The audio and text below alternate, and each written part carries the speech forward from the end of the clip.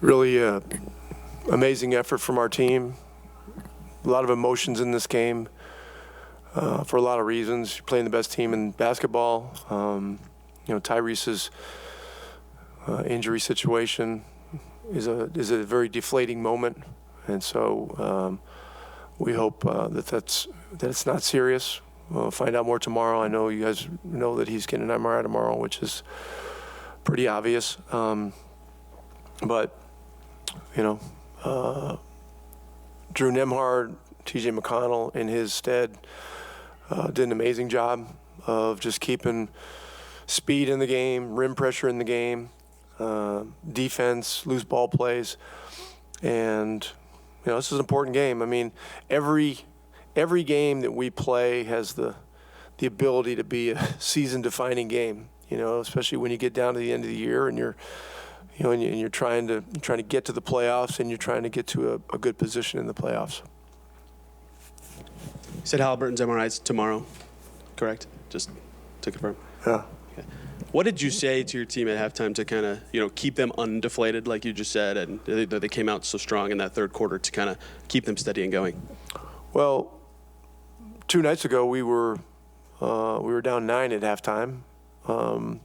Same situation. We came back in that game. We got it to 1, but we never got the lead. We had traded leads quite a bit in this game, and just felt that if we played really solid and really hard, and got the fans going, and got the building going, that that we were right there. And Boston's a great team. I mean, they're almost impossible to guard, even without Tatum. I mean, they've got the shooting, they've got the playmaking at so many positions, but in order to beat them, you've got to outlast them somehow, and you need a really strong collective will. And our guys demonstrated that, and that's what we did. We outlasted them. You mentioned a few times you can see Mathurin's improvement, as the season has progressed. What did you think of what he was able to do tonight to get to the spots you wanted and score important buckets for you guys?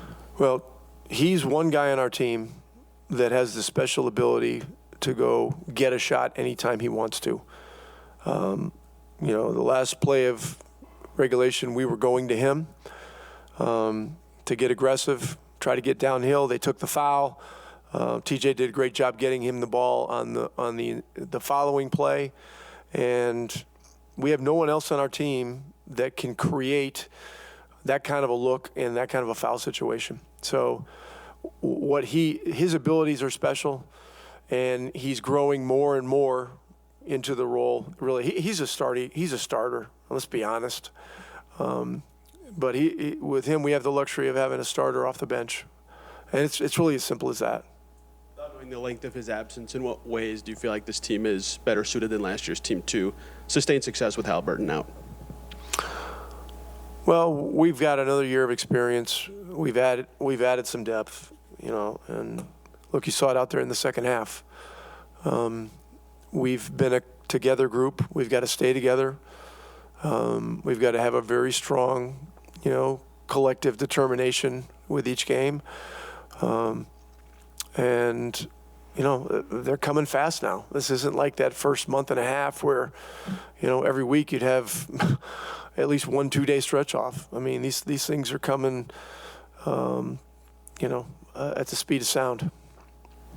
I want to go back to Haliburton. Another, I thought, interesting play was, when he got double teamed and found Aaron for that and one. I guess you talked a lot about his ability to create and make. Which play is this? So he gets double teamed. He had Porzingis in an isolation. Who did? White up.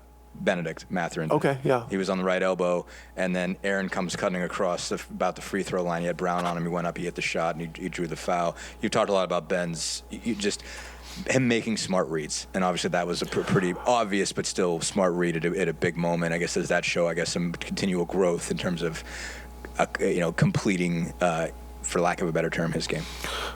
His window is getting wider in terms of what he sees, and it just comes with experience. He didn't handle the ball a lot at Arizona. Handled the ball more last year probably than he has in his whole life. This year he's just continued to work on reads and watch film and study things. And, we've stressed to him that things don't have to be complicated. Make the simplest possible play. You're a guy that can really cause problems. And the play with Aaron typified that, and then Aaron made a really difficult shot.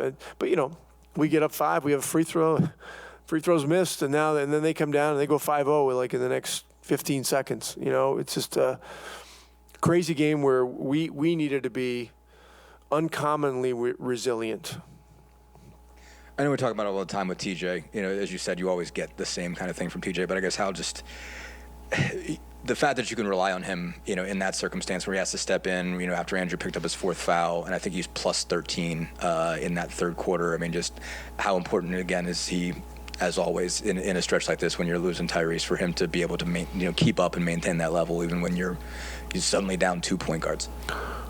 Well, I mean, TJ McConnell is a great backup point guard. I mean, he's one of the very best.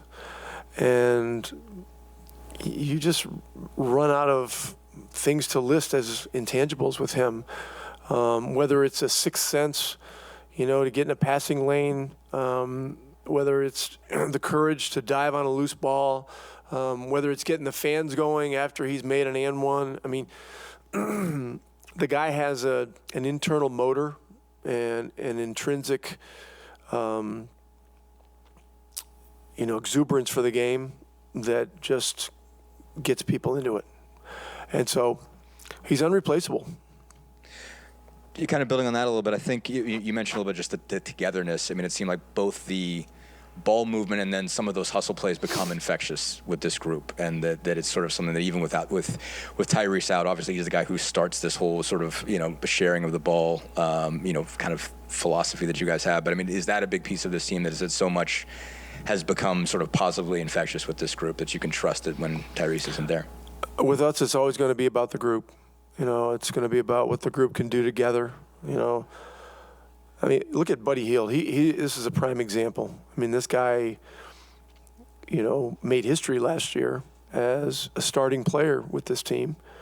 He's in a contract year, and he started a lot of games this year. And now he's back to the bench. I mean, he could drop his head and be difficult about it, but his spirit is infectious and it's consistent. And tonight was a night where we absolutely needed him and what he does, which is movement, shooting, spacing, and even got a couple of key rebounds. And he made the play on Brown, at the end of the game.